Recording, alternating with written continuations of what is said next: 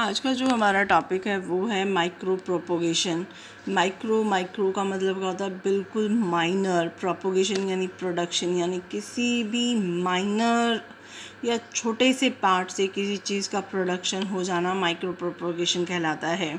इसकी डेफिनेशन की बात करें तो micro propagation also known as clonal propagation and multiplication of genetically identical copies of a cultivar by asexual reproduction through tissue culture technology is called micro propagation.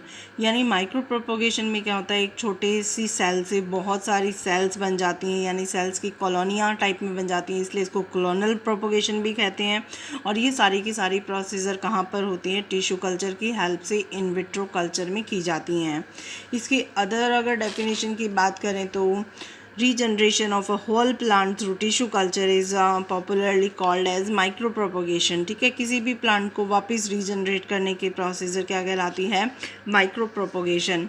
क्योंकि इसमें हम क्या करते हैं, कोई भी होल प्लांट को अगर रीजनरेट करना है तो किसी का स्टेम ले लिया, किसी का एपिकल बड ले लिया, किसी की रूट का एपिकल बड ले लिया, तो उस छोटे से पार्ट से हम क्या करते हैं, पूरे प्लांट को रीजनरेट कर लेते हैं। और इसमें और टिश्यू कल्चर में डिफरेंस क्या है? टिश्यू कल्चर में हम एक प्लांट को रीजनरेट कर रहे हैं, लेकिन माइक्रो प्रोपोगेशन में क्या होता है, एक की बजाय बहुत सारे एक साथ प्लांट रीजनरेट हो जाते हैं।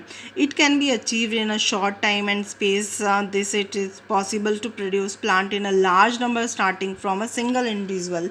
कि एक सिंगल इंडिविजुअल या एक सिंगल प्लांट से बहुत सारे प्लांट्स फॉर्म किए जा सकते हैं, और जो ये प्रोसीजर होती है उसको बहुत कम टाइम में कंप्लीट हो जाती है।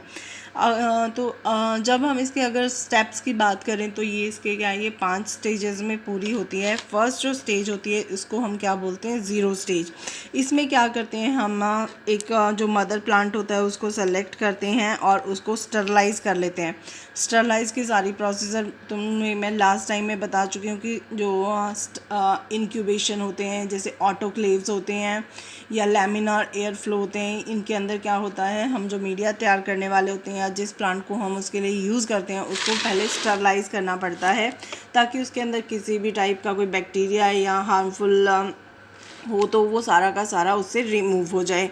सेकंड स्टेज के अंदर क्या करते हैं, initiation and establishment of culture into a group with medium.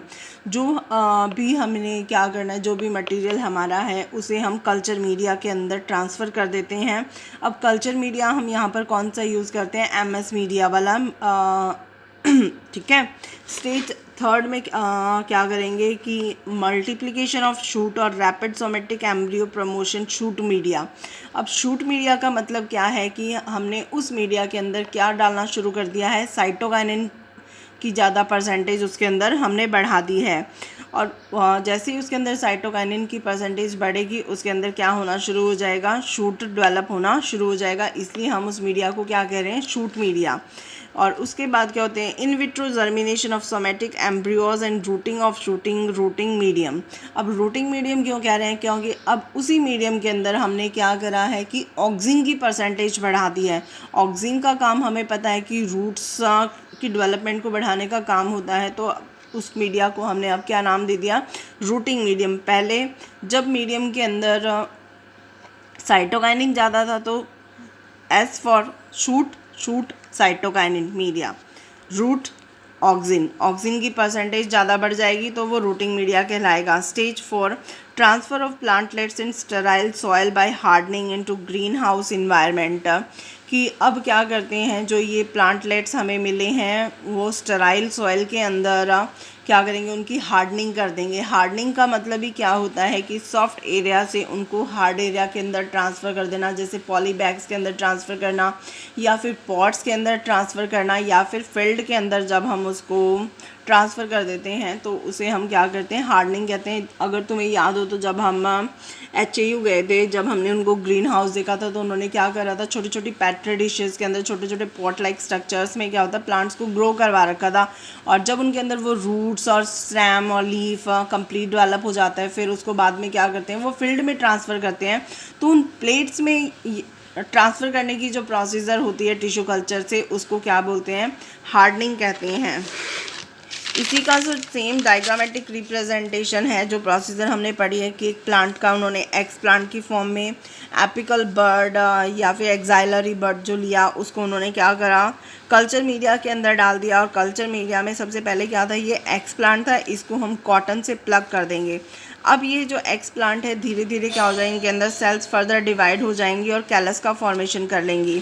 अब ये कैलस क्या है, अनडिफरेंशिएटेड सेल्स हैं। अनडिफरेंशिएटेड सेल्स जब क्या हो जाती हैं, जैसे ही हम इसके अंदर साइटोकाइनिन डाल देते हैं तब इन कैलस को पता चल जाता है कि इन्हें रूट बनानी है, शूट बनानी है। तो जैसे ही ये शूट का फॉर्मेशन शुरू कर देंगी तो ये कौन सा मीडिया हो गया, शूट मीडिया। और इस शूट मीडिया के अंदर जब हम ऑक्सीजन की परसेंटेज बढ़ा देते हैं तब ये क्या कर देती हैं, रूट का फॉर्मेशन कर देती हैं। और ये सारी प्रोसीजर क्या होती हैं, इन विट्रो और एक्स विट्रो रूटिंग के नाम से जानी जाती हैं, क्योंकि हम इसको क्या करते हैं लैब्स के अंदर करेंगे और लैब्स में डेवलप होने के बाद हम इनको बाहर सॉइल के अंदर भी ट्रांसफ़र कर देते हैं।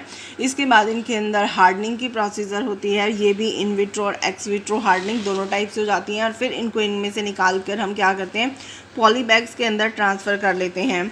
Plant tissue culture especially is known as micropropagation because it involves rapid multiplication of small amount of plant material to produce more progenies। ठीक है, ये इसका मोस्ट इम्पॉर्टेंट पार्ट है कि इसमें क्या होता है, मल्टीप्लिकेशंस होते हैं, बहुत रैपिडली होते हैं, बहुत फास्ट होते हैं।